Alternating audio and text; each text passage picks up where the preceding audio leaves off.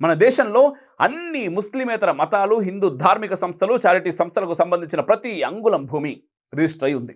కేవలం వక్ఫ్ బోర్డుల పరిధిలో ఉన్న 39 లక్షల ఎకరాల భూమిలో కేవలం 10 లక్షల ఎకరాలు మాత్రమే రిజిస్టర్ అయింది.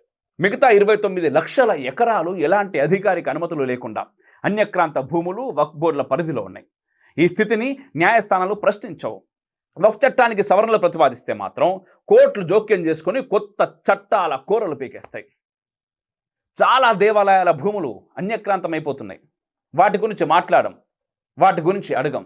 కానీ కానీ కానీ మైనార్టీ సంతృప్తీకరణ రాజకీయ నాయకులే ఇన్నాళ్ళు కాదు, కోర్టులు కూడా చేస్తున్నాయి. ఇంకెక్కడికి పోతాం? సర్వోన్నత న్యాయస్థానం కూడా ఈ విధంగా మాట్లాడుతుంటే మనం ఎవరిని ప్రశ్నిస్తాం? ఎవరిని అడుగుతాం? బాధన, కోపమా ఎక్కడ చూపిస్తాం?